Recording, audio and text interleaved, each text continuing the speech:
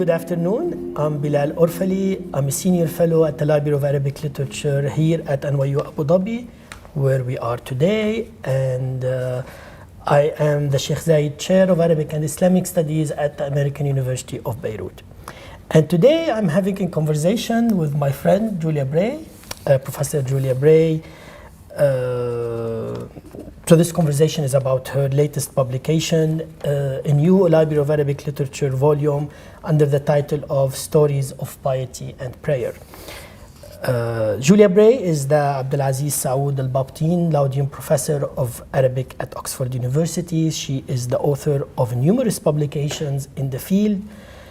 I'm not going to name them or name her foundational articles, but I'm going to say something about her research interests that include, but are not restricted to, the techniques of medieval Arabic writing and its social and political functions, how poetry and narrative create and explore ideas, life writing and storytelling, Arabic book culture, the Arabic history of emotions.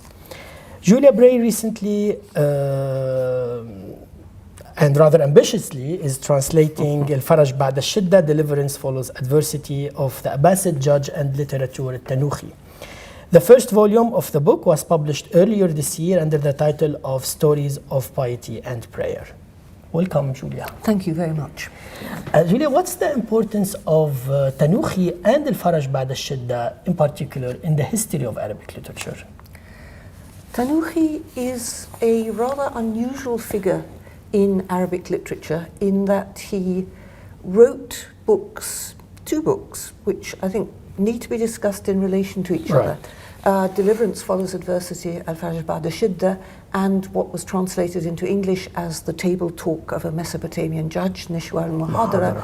These books immediately became popular, and they stayed popular. And it's rather unusual for any author to have such a long, uninterrupted run of popularity as Tanūkhī did, with two books, not with just one. It is the content of the books, I suppose, that primarily has made him important when he underwent a revival in modern scholarship. His books had been quoted throughout the Middle Ages, but it wasn't until the 1920s that Nishwa al-Muhadara was rediscovered, The Table Talk of a Mesopotamian Judge, in bits and pieces. The lost bits have never been found.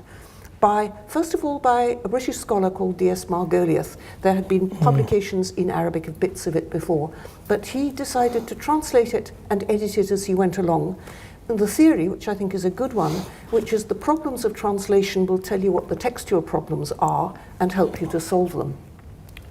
So Tanūkhī immediately became popular again among modern scholars because he was regarded as a source of history of all kinds, keyhole political history, agrarian history, judicial history, intellectual history, an absolutely unparalleled source, and he is quoted all the time in modern scholarship thanks to that.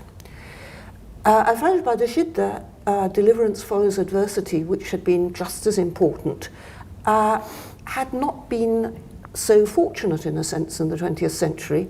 It was published in very poor editions until the 1970s when Abu Dashalji came along, and having republished The Table Talk of a Mesopotamian Judge, he then turned to al-Faraj baʿd al-shiddah and published an edition which was based on many more manuscripts, which shows the evolution of the text, if you can call it evolution. The fact that this is a text that went through many authorial handlings, I think, is clear. Even from Shalji's edition, he was restricted by his circumstances to the manuscripts that he could access, but still he did a wonderful job. And his edition is also enriched by his footnotes, which are not only historical, but because he was a judge, he was an Iraqi, he lived through a change of pace of life in the same way as Tanūkhī did, from a traditional way of life to a more modern way of life, from one regime to another. He had enormous personal empathy with Tanūkhī, and this is reflected in his very valuable footnotes. And in this empathy, this is one of the things that makes Tanūkhī so enormously valuable. I think everybody responds to Tanūkhī in the same way. Immediately with empathy, they feel this is their author and that they understand something about him that nobody else does.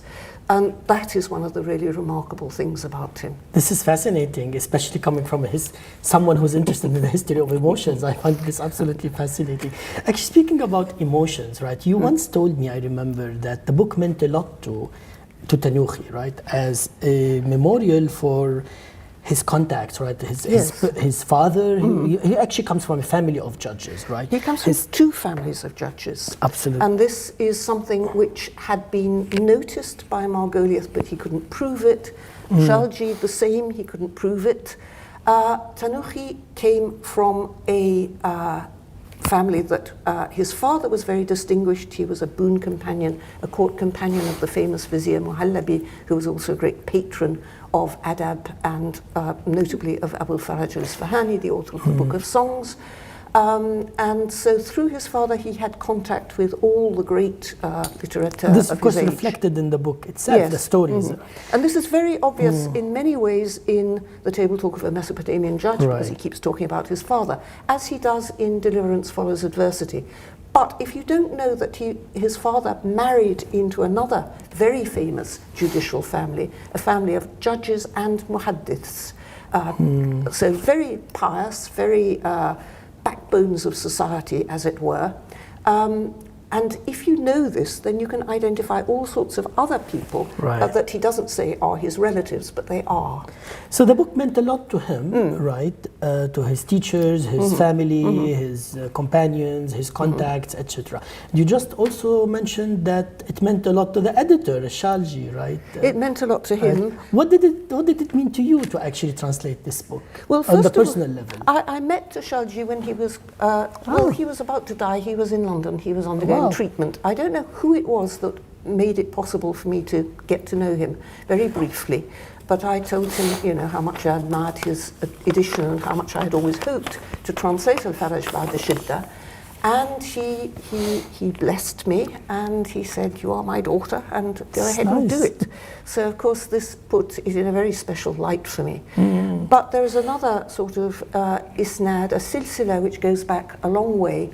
I am the 15th occupant of my chair in Oxford. And the person who taught me, who was very dear to me, was the 12th occupant of this chair. He was called Freddie Beeston, and he was extremely fond of Tanūkhī. He didn't embark on large-scale translations of Tanūkhī, but he translated little bits here and there. He had been taught by the person who occupied his chair 2 professors back, who was in fact Margoliouth, who was the rediscoverer of Tanūkhī, who, for a Western audience, made him into one of the main sources that every Western scholar cites when they're writing about the 10th century. And he, in turn, was 12th in succession to the very first Laudian professor of Arabic, who, before he was given this chair in 1636, was an agent of Archbishop Laud, who sent him to the Middle East to buy Arabic books. And one of the books that he bought was a very important fragmentary manuscript of al-Faraj baʿd al-shiddah, which is now in the Bodleian Library in Oxford, which is enriched by having very, very full isnads. So it's one of the 3 manuscripts that I know that bears this really enhanced evidence of the personal nature of the book. So can I safely say that translating this book is a tribute to all these people who taught you your own silsila? Yes, and it makes it, of course, very much harder because you feel that this is a sort of, well, it is a sacred trust. And it's more difficult to do than if you just sat down in cold blood doing something that doesn't mean anything to you. So the book actually means a lot to me too, right? It's part of my education. And when I was charged to do this Library of Arabic Literature for the youth, it's a new project of the Library of Arabic Literature. The first book I thought of is actually al-Faraj baʿd al-shiddah and Shwar al-Muhadara, Tanūkhī as the author. Have you looked at our small volume?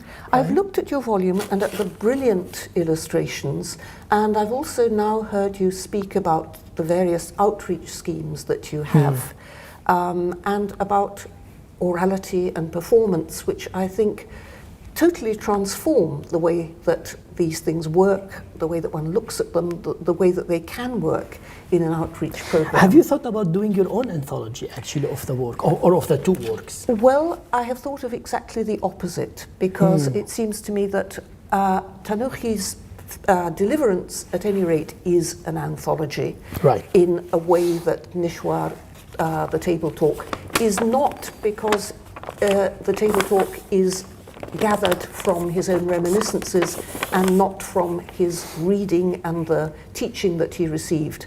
Whereas Deliverance is a combination of what he got through personal contact by listening and taking part in conversations, and what came to him through study and through formal instruction and contact with his teachers. So they are very different, and it is the difference between them and the way that he worked as an author in each, which in fact captures the essence of his personality and his thinking.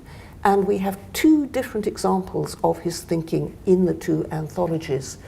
Of the two, it might look as if Deliverance is fairly conventional, it's very well structured, though in fact this structure is revolutionary, and I'd like a chance to talk about that in a minute.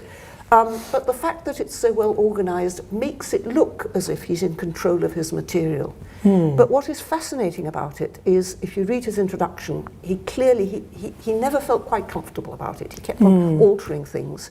And the material, which spans a gamut of human experience of every kind, high, low, ribald, serious, heroic, not really very creditable at all, you might look at it in a sort of positive way as reconciling all these things, showing, you know, the richness of God's world and so on. And in a way, that's what it does. But all the tensions are also there in the way that these things are juxtaposed under a title umbrella in a given chapter, or the big title in the whole book.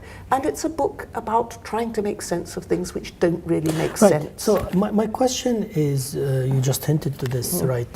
He was in al-Faraj, baʿd, al-shiddah, right? Deliverance Follows Adversity. Is a genre, of course, in Arabic literature. Al-Tanūkhī was not the first to write such a book. He admits that he wasn't the first, but he actually accredits these people, Ibn Abi Dunya in particular, right? How is the book different in terms of content and in terms of structure? You just mentioned structure. How is the book different from other works of the genre? Well, Tanūkhī himself, in his introduction, is quite plain about this, and also quite accurate, although he does his best to throw his predecessors into the shade. He points out that their books are not very large, and they manage in some cases to combine being neither comprehensive nor consistent, so they have stuff in them that oughtn't to be there and leave out stuff that ought to be there, and they're not well organized like his. And he cites all his authorities. He's at pains to say he attributes everything to its source. And generally, one of the things that he puts his finger on is that it is a revolution in terms of organization. What he doesn't say, which is even more important, is that this is the first work, as far as I know, of analytical narratology in Arabic prose, and it's hugely important. The way that he combines in sequence different versions of a given story.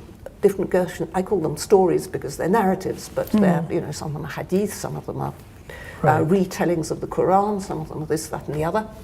And it is both technically extremely interesting to see the sensitivity with which he can articulate the different sections, the different working sections of a story, and analyze where they branch off in different directions when there are variants, but also the whole idea of what a story is, if it can have all these different variants, sometimes completely different endings, and yet be the same story, and presumably point in something of the same direction. So this is really very complex. Yeah.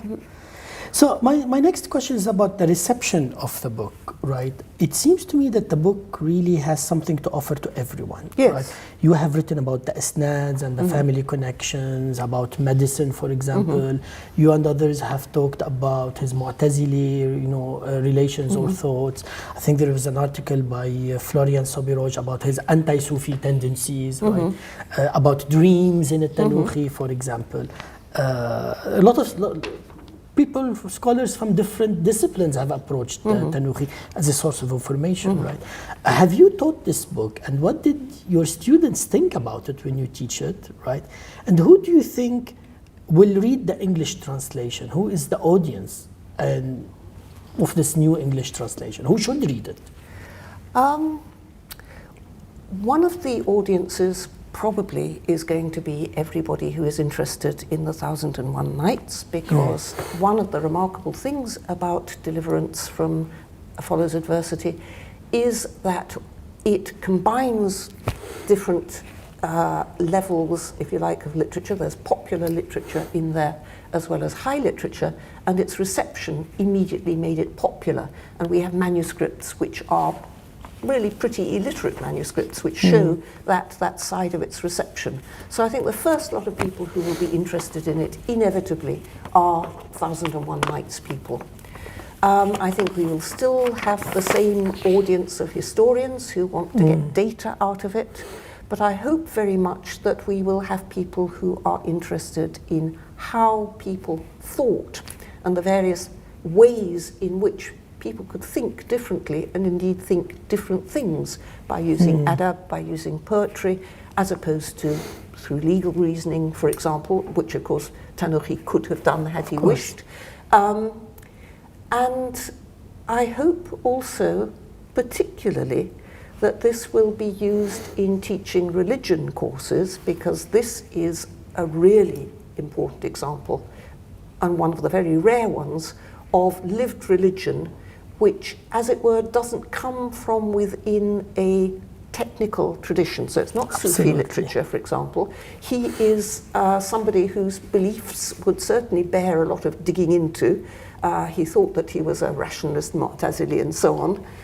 But he was obviously a bit more complicated than that, right. Or he would never have embarked on this enterprise in the first place. So human experience and what people feel through that experience and what it makes them think and believe, I think, are very important and should be part of the way that people teach religion, which they probably do in world religion courses, but I think it's perhaps not yet the case in Islam. No. Well, certainly not in the Western Academy. Absolutely. What were some of the challenges in translating this book? Some of the challenges were peculiar to Tanūkhī and to this volume in particular. In his introduction to the whole book, which prefaces this volume, he uses a certain number of key words which are then going to be repeated in the first 3 chapters. Some of them are Quranic, some of them are from Hadith. They all have particular resonances. And I discovered that if you did the usual thing, which you find both in translations of the Quran and in translations of ordinary Arabic, which is to vary the translation according to context to tease out the particular appropriate aspect of the meaning, then if you did that, it would be very difficult for a reader who didn't have the Arabic in front of them to feel that there were these recurrences and each time gaining in resonance and richness and so on. So that was difficult. One of the things that is difficult is common to all Arabic, and particularly to Arabic of this period, which is very, very economical, and it's the management of dialogue and of narrative and of how you get people moving about and speaking to each other. So there's only one verb which is used, which fronts whatever people say, so it's qala. And you can't have all the variations and repositionings that you get in English, nor do you have punctuation, though of course you can put that into the English. It's very rare for people to use indirect style in writing, so the dialogue is always upfront direct style, and you want to keep that so that in the cases where there is actually indirect style, that can be seen. And of course, getting people in and out of rooms is something which is done differently in different languages, and it's done very economically in this Arabic. It turns out to be very difficult to do in English, especially if you don't know exactly what the objects are and where they are and how people got from A to B. I think that a lot of people will not approve of my choices as a translator because of my feeling that medieval translation poses particular responsibilities. I found from experience that if you replace an Arabic idiom or metaphor by a normal English one that automatically produces itself in your mind, if the image is different, then even sophisticated readers will say, "Isn't that extraordinary? In the medieval period in Arabic, they had exactly the same expression as we do." And I really do want to avoid misleading people in that way. And when there is a coincidence of thought and expression, I want it to be a real coincidence. So that's not something that all translators would approve of. They might prefer, as it were, a totally independent text. But I've come across this problem so often that I really do want to avoid it. Making texts reliable for people who do comparative literature and so on. Excellent. Deliverance Follows Adversity, al-Faraj baʿd al-shiddah, Stories of Piety is a new addition to the Library of Arabic Literature. Thank you, Julia Bray, for the book and for this interview. Thank you very much, Bilal.